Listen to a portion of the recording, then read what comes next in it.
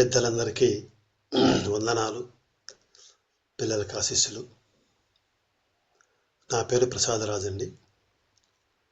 నేను సమాజంలో ఉన్న ఒక రుగ్మత గురించి గత 3 వీడియోల్లో చెప్పి ఉన్నాను.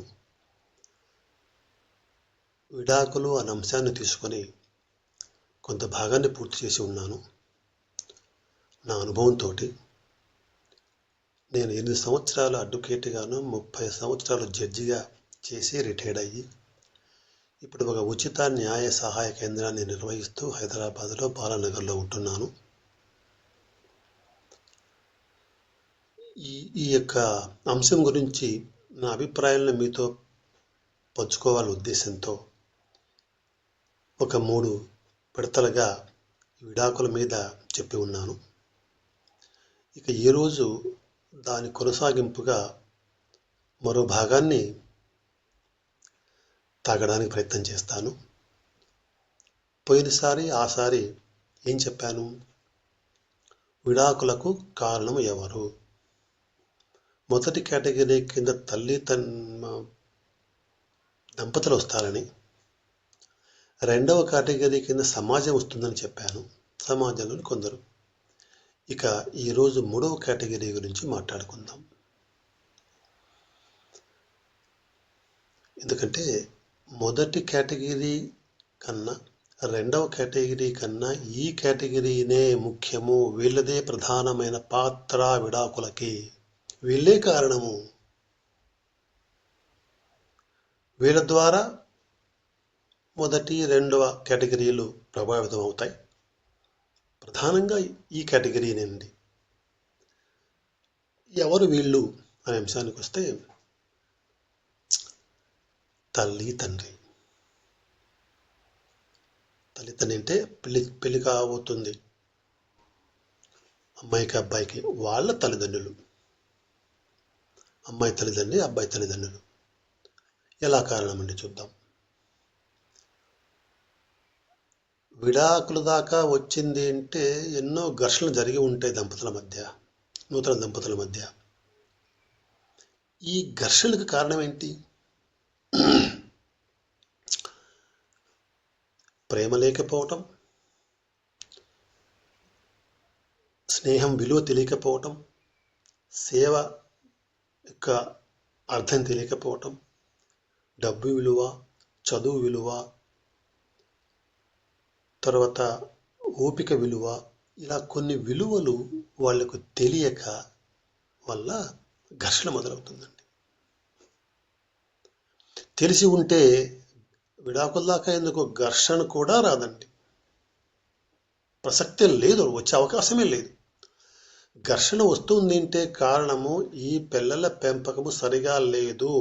వీళ్ళకి సరైన విలువలు తల్లిదండ్రులు చెప్పలేదు కాబట్టి ఈ సరి కాని మార్గంలో ఆలోచిస్తున్నారు, వెడుతున్నారు, ఘర్షణలో ఇరుక్కుంటున్నారు అనేది వాస్తవం.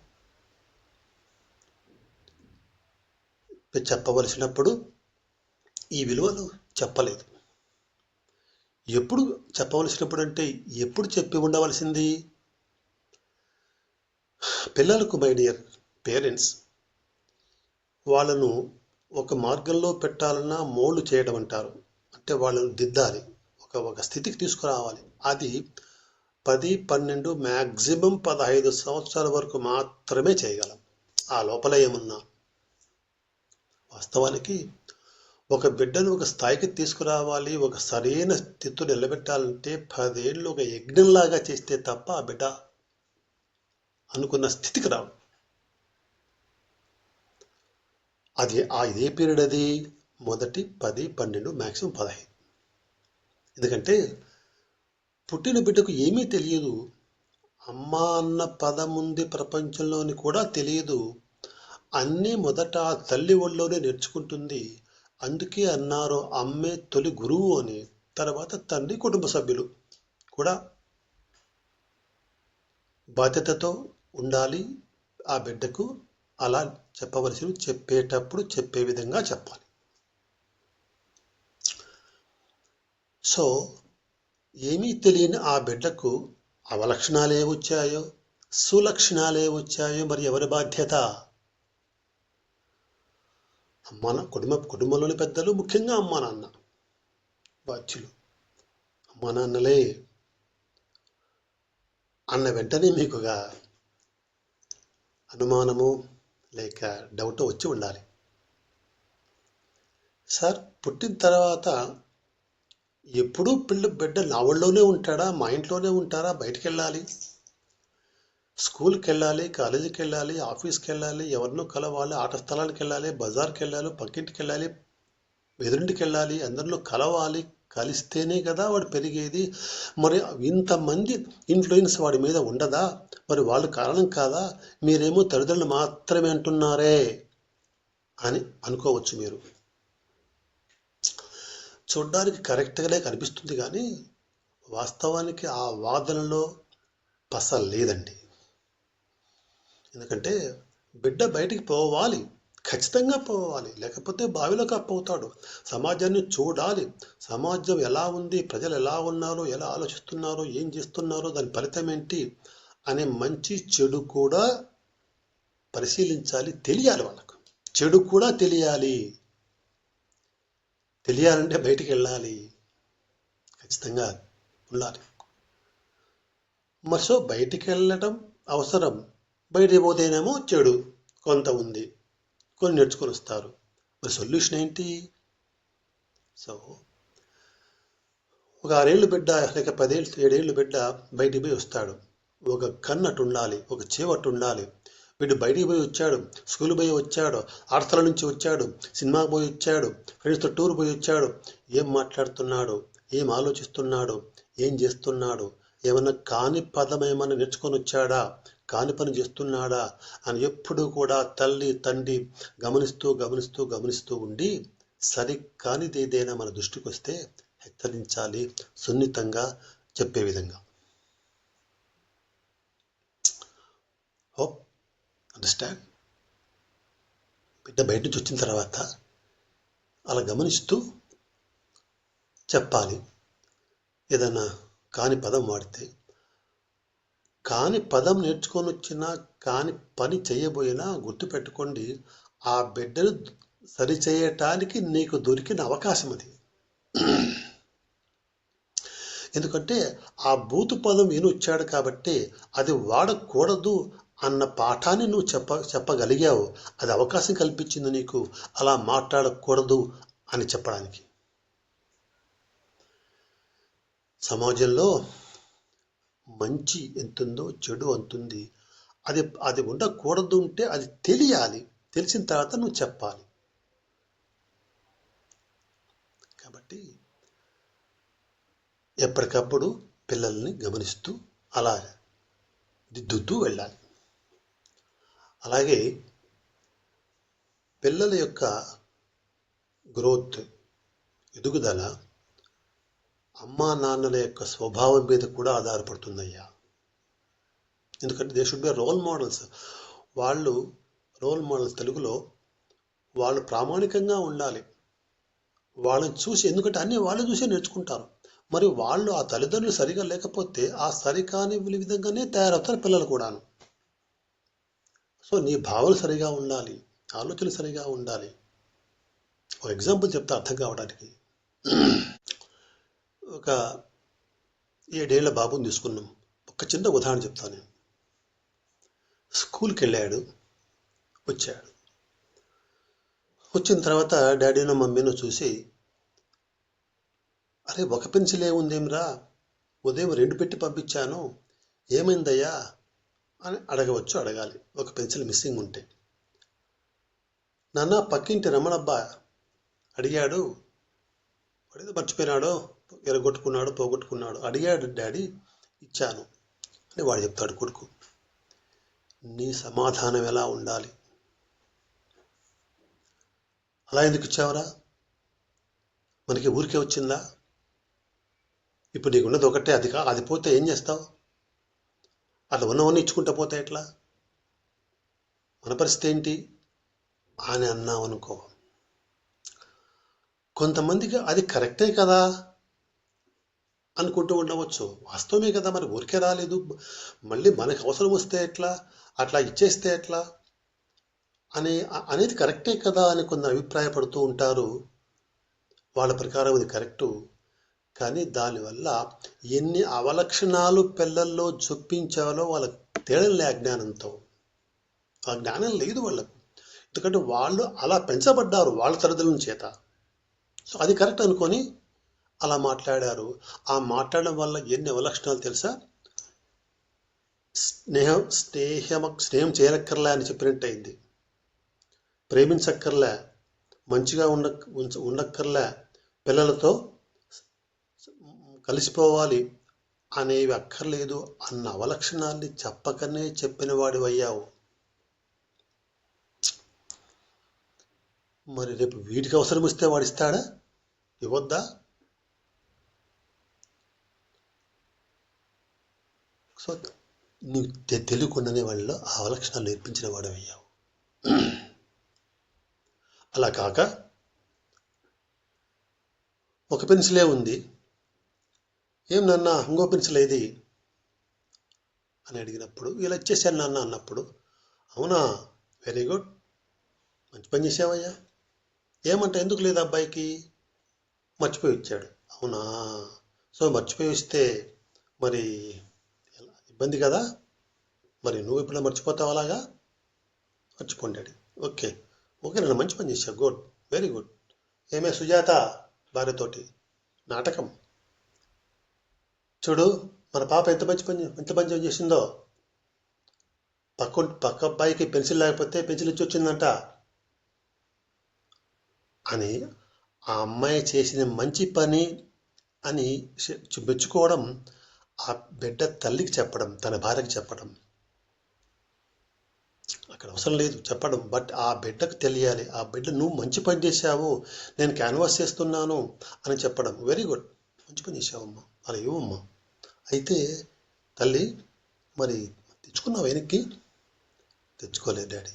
ఓకే అమ్మా, రేపు అడుగు, ఇంకొత్తురు అడుగు, ఇస్తే ఓకే, ఇవ్వకపోయినా వదిలేనన్నా, వదిలేసేయమ్మా, అలా చేయాలి తల్లి అని అన్నాడనుకో తండ్రి,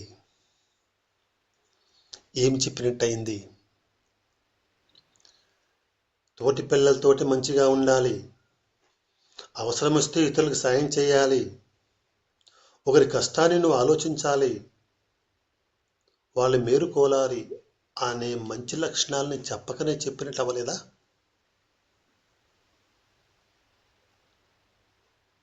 సో మొదటి మార్గాన్ని ఎంచుకుంటే అవలక్షణాలు వస్తాయి, రెండో మార్గాన్ని ఎంచుకుంటే సులక్షణాలు వస్తాయి. ఏ మార్గంలో బిడ్డను దిద్దుతావో నీ చేతుల్లో కాక ఇంకో చేతుల్లో ఉందయ్యా. ఏ తండ్రికి తల్లికి బిడ్డకు అవలక్షణాలు నేర్పించాలని ఉండదు సాధ్యమైనంత వరకు. కొంతలో ఉంటుంది, దొంగను పిల్లకాయ పక్కింటి దొంగతనం చేసి మామిడికాయ తెచ్చినా సుభాష్ శభాష్ అనే తల్లిదండ్రులు కూడా ఉంటారు. తప్పని తెలుసు, అయినా వాళ్ళ స్వభావం అది, ఆ తల్లిదండ్రుల స్వభావము వాళ్ళకు వచ్చిన ఆ పండే కనిపిస్తుంది. కానీ ఆ పండు తేవడానికి వాడు ఏ అవలక్షణాన్ని ఎన్నుకున్నాడు, ఏ దొంగతనం అనే ఒక చెడ్డ అవలక్షణాన్ని, గోడ దుంకిపోవడము, ఒకరికి హాని చేయటము జరిగిందే, ఇది వీడికి లక్షణంగా హ్యాబిట్ అవుతుందేమో, వీడు చెడు మళ్ళీ పనికి రాకుండా పోతాడేమో అన్న ఆలోచన ఆమెకు లేదు. అప్పటికి దొరికిన మామిడి పండే కనిపిస్తుంది, శబాష్ అంటుంది, కథం, లైఫ్ కథం కదా. కాబట్టి ఇలా ఎక్కడికక్కడ చిన్న ఎగ్జాంపుల్ చెప్పాను నేను. ప్రతినిత్యము వస్తూ ఉంటాయి, ఎన్నో అవకాశాలు వస్తూ ఉంటాయి బిడ్డలు దిద్దడానికి, ఎన్నో ప్రతినిత్యము ప్రతి పూట వస్తూ ఉంటాయి. నీవు ఆ బిడ్డ పట్ల జాగ్రత్తగా ఉండి గ్రహించగలిగే కెపాసిటీ ఉండి చెప్పే ఓపిక, ఆ టాక్టిక్స్ ఉంటే చెప్పవచ్చు, చేయవచ్చు. లేకపోతే ఎన్నో అవకాశాలు వస్తా అంటే పోతా అంటే నువ్వు ఇట్లాగే ఉంటావు, వాడు ఎట్లాగే ఉంటాడు. అదే చెప్పాను, బిడ్డను పెంచడం అంటే 10 ఏళ్ళు నువ్వు యజ్ఞం చేసినట్టే, యజ్ఞంతో సమానము. నీ బిడ్డ నువ్వు అనుకున్న స్థాయికి రావాలంటే. సరే, ఇప్పుడు అర్థమేంటుంది, తల్లిదండ్రులు ఎలా కారణము, అలా అలా అలా ట్యూన్ చేయడం అనేది ఇందాక చెప్పాను కదా, 12 ఏళ్ళు 15 ఏళ్ళ వరకే. తర్వాత అవి కొనసాగుతాయి. తర్వాత నువ్వు చెప్పేది కూడా వాడు వినడు, వినకూడదు. ఎందుకంటే ఈ 15 ఏళ్ళు వచ్చినా ఇంకా చిన్న వాటి గురించి కూడా అమ్మ నాన్న వైపు చూడక్కర్లేదు. వాడు సొంత నిర్ణయాలు తీసుకునే స్థితికి రావాలి, వస్తాడు. నీవంతవరకు మంచి చెప్పి ఉంటే చెబుతాడు.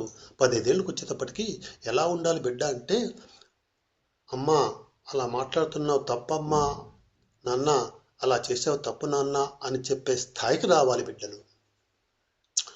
అలా వచ్చారంటేనే పెంపకం సరిగా ఉందని అర్థము. అలా చెప్పడం లేదు అంటే ఇంకా పెంపకం సరిగా లేదని అర్థము. ఎందుకంటే మన వాళ్ళు పొరపాటు చేసినప్పుడు మరింత జాగ్రత్తగా చెప్పాలి, చెప్పే విధంగా చెప్పాలి. అమ్మా నాన్నలు కూడా బియాండ్ ఆల్, వాళ్ళు ఇంకా కొంత ఆవేశము, కోపము, లోబితనము కొంచెం ఉంటాయి. చెప్పే స్థితికి ఉండాలి పిల్లలు. వాస్తవానికి అలా చెప్పితే నిజంగా తల్లిదండ్రులు వాళ్ళు మంచి మైండ్ సెట్తో ఉంటే దే మస్ట్ ఫీల్ హ్యాపీ. వాళ్ళు ఎంతో సంతోషించాలి. నాకు చెప్పే స్థితికి బిడ్డ వచ్చింది నా బిడ్డ అని, అలాగే నాన్న అని ఒప్పుకొని ముందుకు వెళ్ళవచ్చు. సరే, మళ్ళీ ఈ కారణం ఇలా పెరిగిన వాళ్ళకు ఇంకా ఘర్షణ ఎక్కడుందండి పెళ్లి తర్వాత? వాడికి అన్నీ తెలుసు, ప్రేమ విలువ, ఘర్షణ యొక్క పరిణామాలు. ఎందుకంటే అవి చెప్పి ఉంటావు, చెప్పాలి, చేయడో పని. అది ఒక పార్ట్. ఇక రెండవ భాగము, పెళ్ళికి ముందు సిద్ధం చేయాలి పిల్లలంటే. పెళ్ళికి ఒక 5 ఏళ్ళలో అవుతుందనంగా, మామూలుగా అయితే 25 ఏళ్లకు ఇద్దరికీ సిద్ధం చేయటం, 25 ఏళ్లకు పెళ్ళిళ్ళు చేయటం సమంజసం. సరే, ఈ కాలం అటు జరుగుతున్నాయి. దాని పరిణామాలు ఇప్పుడు కాదు, చెప్పను, వేరే సందర్భంలో చెబుతాను. సపోజ్ 25 ఏళ్లకు పెళ్లి చేయాలనుకుంటున్నావు బిడ్డకు, కొడుకు, లేకపోతే ఒక 5 ఏళ్ల ముందు నుంచి వాళ్లను మానసికంగా సిద్ధం చేయాలి. ఎలా? ఆడపిల్ల తల్లిని తీసుకుందాం, ఇది అబ్బాయి తల్లిదండ్రులకు కూడా వర్తిస్తుంది. అమ్మాయి ఉంటుంది. వాస్తవానికి అమ్మాయిలు అబ్బాయిలు కూడా 2 కామన్ విషయాలు ఏంటంటే, ఇంట్లో ఇంటి పని చేయడం చాలా అవసరమయ్యా. అన్ని పనులు, వంట కూడా. ముఖ్యంగా అమ్మాయిలకి వంట చాలా అవసరం ఉంది. ఎందుకంటే ఆహారం మరి రోజు 3 పూట్ల తినాలి కదా. ఎవరు చేయాలి మరి? ఎవరు అందించాలి? ఇంట్లో గృహిణే కదా, with cooperation with husband. But సహకారంతో, అది తర్వాత కూడా చెప్తాను మళ్ళీ సహకారం ఎట్లా రావాలి ఎలా అనేది. ఈమెకైతే వంట తెలిసి ఉండాలి. ఈమె కలెక్టర్ అయినా ఆ కుక్కు చేసేది, ఆ వంట మనిషి చేసేది కరెక్టా కాదా చెప్పగలిగే స్థితిలో ఉంటే వాడి మీద కంట్రోల్ ఉంటుంది. అలా చెప్పాలంటే ముందు నీకు తెలిసి ఉండాలి. నువ్వు కలెక్టర్ కానీ, మినిస్టర్ కానీ, ఎవరన్నా కానీ, నీకే తెలియకపోతే వాడు ఆడిస్తాడు, ఏదో నాటకాలు చెప్తాడు, ఏదో కథలు చెప్తాడు. మనకు తెలియకపోయా? మనమైతే తినడానికి పుట్టలేదు, బట్ బతకాలంటే తినాలి కదా. అది కూడా 3 పూట్ల. ఏదో ఒక పూట, ఒక వారము, ఒక నెల అంటే ఎవరైనా సర్దుకుంటారు. సరలే, ఏ తిండి గురించి అంత ప్రాధాన్యత అంటారు. జీవితం అంతా తినాలి. కొంత రుచికరమైందంటే ఇష్టంగా తింటారు, లేకపోతే స్విగ్గీలు, జొమాటోలు దిక్కు. ఆరోగ్యం పోతుంది, ఖర్చు ఒకటి, ఆరోగ్యం పోతుంది ముఖ్యంగా. కాబట్టి పిల్లలకి మాత్రం వంట, ఇంటి పని కూడా, కసు ఊడ్చడము, పాత్రలు తోవడము, బట్టలు ఉతకడము, అన్ని మొక్కల పెంపకం, అన్నిట్లోనూ కూడా వాళ్ళని తయారు చేయడం మంచిదయ్యా. వాళ్ళకి టైం ఎక్కడ ఉందండి? అన్యాక్సెప్టబుల్. ఏ పని చేయడానికి కూడా పని లేదు, టైము లేదు అని ఎవరైనా చెప్తున్నారంటే అర్థం ఏంటంటే ఆ పనికి సరైన ప్రాధాన్యత ఇవ్వడం లేదు అని అర్థం. ఆ పనికి ప్రాముఖ్యత ఇస్తే టైం ఆటోమేటిక్గా దొరుకుతుందండి. వంట చేయట్లేదంటే, మా బాబు టైం లేదంటే ప్రాముఖ్యత ఇవ్వట్లే. ప్రతిరోజు చేయనక్కర్లేదు. చదువుకునే పిల్లలు, వాళ్ళు చదువుకునే వాళ్ళు సంవత్సరంలో 365 days ఉంటే దాదాపు 125 దినాలు ఆదివారాలు, సెలవు దినాలు, పండుగ దినాలు ఇంకా ఏవో ఉంటాయి, ఇంట్లో ఉంటారు.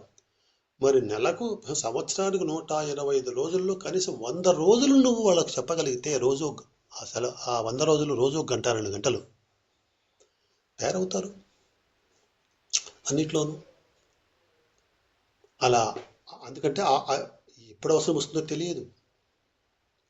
వంట చేసే అవసరం రావచ్చు, కసువు ఊడ్చడము, బట్ట దోమడము అన్నీ అవసరం వస్తాయి, ఎప్పుడో అవుతుంది. నేర్చుకుంటే సమస్య లేదు, లేకపోతే కష్టము, లేకపోతే వాడు రాలేదని వాడి మీద కోపము, ఈడ పని లేకపోతే పని ఇబ్బంది. సో నేర్చుకోవడం చాలా అవసరం. అది ఎవరు నేర్పాలి? పిల్లలే. మొదట దాని విలువ చెప్పాలి. ముందు మనం కూడా చేయాలి. తండ్రి ఉండుకొని నేను వంట తోవడమా, నేను వంట చేయడమా, నేను బట్టలు ఉతకడమా, నేను బాత్రూమ్ కడగడమా అని అంటే ఏం సిగ్నల్స్ ఇచ్చిన వాడు అవుతావు పిల్లలకి? మన ఇంటి పని అయ్యా, తప్పేమిటి, ఏ పని తప్పు కాదు అనే విధంగా చేస్తే పిల్లలు కూడా చేస్తారని. నేను ఆడమనిషి నీ పని చేసేదేంది, నేను మగో నీ పని చేసేదేంది అనే మాట ఇంట్లో వచ్చిందంటే ఆ చెడు ప్రభావం పిల్లల మీద పడుతుంది. వాళ్ళు అదే అంటారు. సో నీ స్వభావాన్ని బట్టి వాళ్ళ పైకి రావడం జరుగుతుంది. అలాగే పెళ్ళికి 4-5 ఏళ్ళలో జరుగుతుంది. అప్పటి నుంచి మెల్లిగా అలవాటు చేస్తూ వెళ్ళాలి. అమ్మా ఇక్కడ ఇలా చేస్తున్నావు, రేపు పెళ్ళి అవుతుంది, ఇలా ఉండకూడదమ్మా, ఇక్కడంటే మీ అమ్మ కాబట్టి పట్టించుకోదు, ఇక్కడ మీ అత్త ఉంటుందమ్మా, జాగ్రత్తగా ఉండాలమ్మా,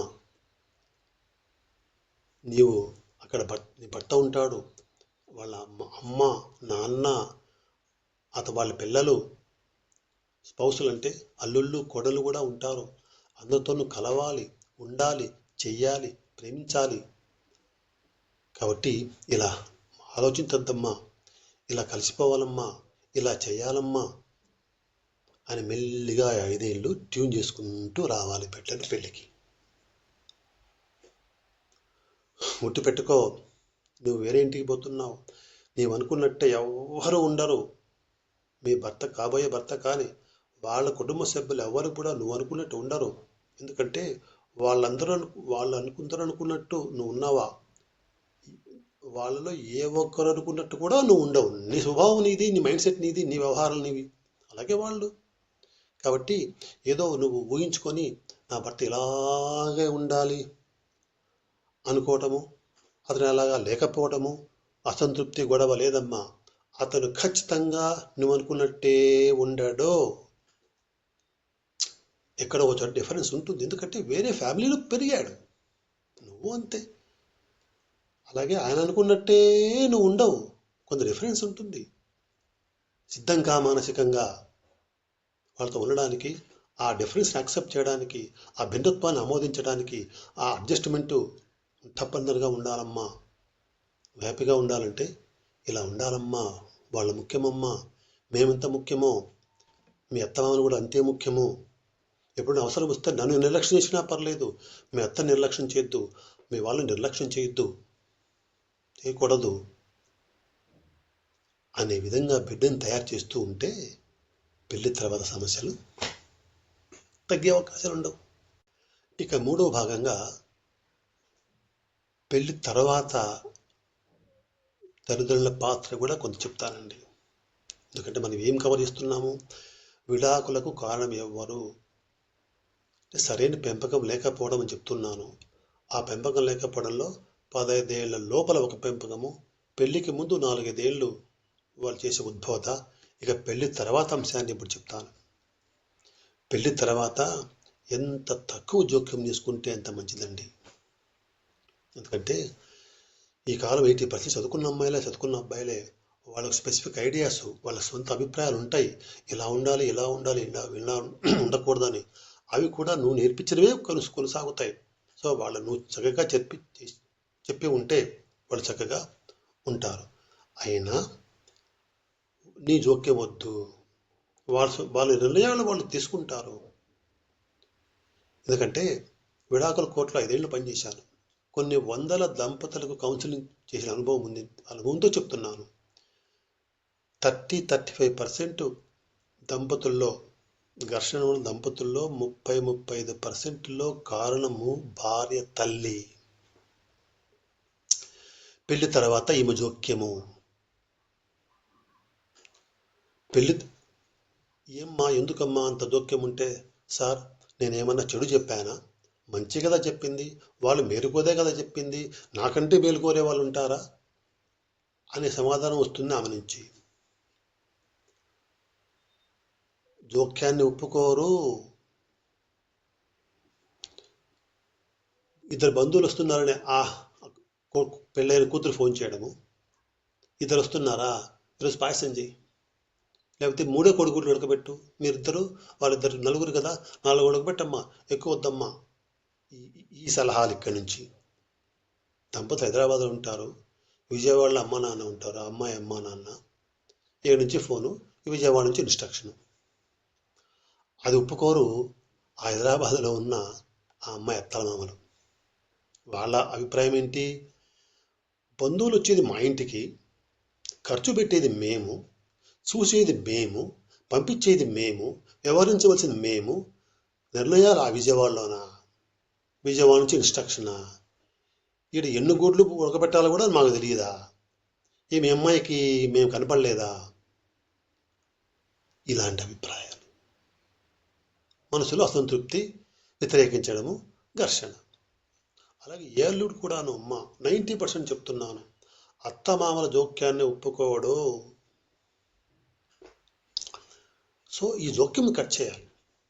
ఏమిటి సలహా అడిగినా మై డియర్ మదర్స్ చెప్తున్నాను, పెళ్ళైన అమ్మాయిలు ఉంటారేమో, లేక పెళ్ళి కాబోతుందేమో చెప్తాను.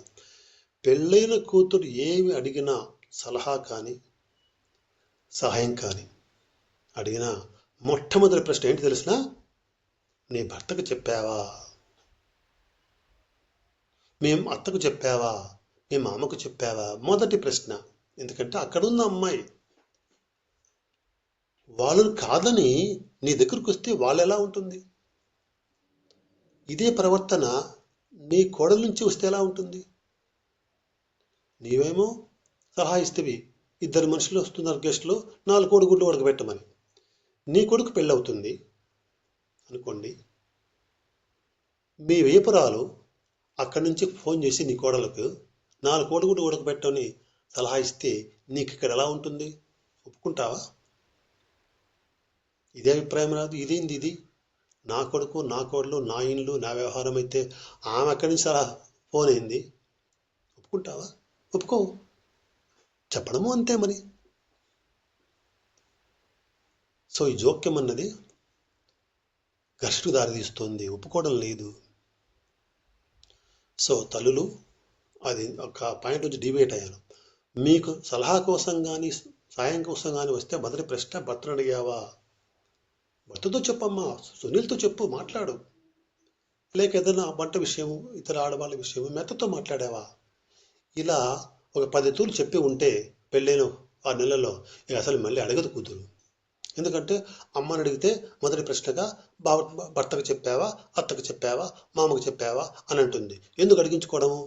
వద్దులే అని అది తనే వేస్తుంది. ఇక సమస్య వస్తే మెల్లిగా భర్తతో, లేక అత్తతో, మామతో, వాళ్ళ ముగ్గురితో కూడా కాని సమస్యలు ఏముంటాయి? 99% అయిపోతాయి. సో నీ జోక్యం అనవసరం. కొంచెం ఇబ్బంది ఉంటుంది, సర్దుకుంటుంది. ఇబ్బంది ఉన్నా చెప్పు, ఆమెకు చెప్పావా? లేదంటే మెల్లిగా సలహా, మంచిగానే. ఇది నెగటివ్గా ప్రసక్తే ఉండకూడదు. నువ్వు అట్లా ఎందుకు తగ్గినావు, నువ్వు ఇట్లా ఎందుకు మాట్లాడలేదు, నువ్వు అట్లా ఎందుకు ఒప్పుకున్నావు, ఈ నెగటివ్ సలహాలు కొంపలు ముంచుతాయి తల్లి. ఈ పదం వాడక తప్పలేదు. నెగటివ్ సలహాలు, అది ఎందుకు చేసావు, అలా సహాయం ఎందుకు చేశారు, ఇది ఎందుకు చేసావు, ఇలాంటి నెగటివ్ సలహాలు ఇబ్బంది పెడతాయి. ఎంతసేపు సేవ చేయమ్మా, ప్రేమించమ్మా, కలిసిపోమ్మా, అడ్జస్ట్ అవ్వమ్మా, కోపం వద్దమ్మా, ఓపిక పట్టమ్మా, ఇవే ఉండాలి సాధ్యమైనంత వరకు. మరి ఎక్స్ట్రీమ్ కేసుల్లో ఇంకా ఆమెకు ప్రాణహాని జరుగుతున్నంత కేసుల్లో వెళ్ళాలి, వెళ్ళి సామరస్యంగా అక్కడ పోయి మాట్లాడాలి. అది వేరే సంగతి. సో పెళ్లి తర్వాత ఈ యొక్క మార్గం సరైనది అలా కాకపోవడంతో సమస్యలు. కాబట్టి దంపతుల మధ్య ఇప్పుడు మీకు అర్థమేంటుంది అనుకుంటాను. దంపతుల మధ్య ఘర్షణకు కారణం చిన్నప్పుడు 10 ఏళ్ల లోపు సరైన పెంపకం లేకపోవడం, అలాగే పెళ్లికి కొన్ని సంవత్సరాల ముందు తయారు చేయకపోవడము, పెళ్లి తర్వాత అనవసర జోక్యము, మొత్తం మీద తల్లిదండ్రులే కారణం. కాబట్టి దీన్ని గుర్తుపెట్టుకొని ముందుకు వెడితే మీ కూతురు కొడుకులు కాపురాలు హ్యాపీగా ఉంటాయి. వాళ్ళు హ్యాపీగా ఉంటే మీకు అంతకంటే ఏం కావాలండి? మన పిల్లలే మన ఆస్తులు అనుకుంటుంటాం. వాళ్ళు హ్యాపీగా ఉంటే చాలనుకుంటాం. ఎన్నో రాజీలు పడి ఎన్నో కష్టాలు పడి వాళ్ళు ఒక స్థితికి వచ్చిన తర్వాత వాళ్ళు హ్యాపీగా లేరంటే మనకు మనశ్శాంతి లేదు. షుగర్లు, బీపీలు, అనారోగ్యం ఇవి ఉండకుండా ఉండాలంటే ఇవి పాటిస్తే ప్రతి తల్లి తండ్రి పాటిస్తే ఎలాంటి సమస్యలు రావు మన పిల్లల కాపురాల్లో. ఒకవేళ మీకు ఏదైనా నా యొక్క అభిప్రాయంతో డిఫర్ అయ్యి ఇది సరైనది కాదు సార్ మీరు చెప్పేది అనుకునేటట్టు కాబట్టి నన్ను సంప్రదించవచ్చు. నేను ఇదే కాదు అన్ని విషయాల్లోనూ నాకు తెలిసిన అనుభవం, ఎందుకంటే 8 ఏళ్ళు వకీలుగా 30 ఏళ్ళు జడ్జిగా పనిచేసిన అనుభవంతో నేను ఒక ఉచిత న్యాయ సహాయ కేంద్రాన్ని నిలుపుతున్నాను. సంప్రదించవచ్చు. నా నంబరు 9441922102. ఇది ఈరోజు మీతో మాట్లాడాలనుకున్నది. ఇక వచ్చే వీడియోలో విడాకులకు ఉన్న మార్గాలు ఏమిటి, చట్టం ఏం చెబుతుంది, ఎలా పోతే బాగుంటుంది, సమస్య రాకూడదు బట్ అన్ని మంచితుల్లో ఉండవు, వస్తే ఏది సరైన మార్గము అనే అంశాన్ని వచ్చే వీడియోలో చెప్తాను. అంతవరకు సెలవు. నమస్తే.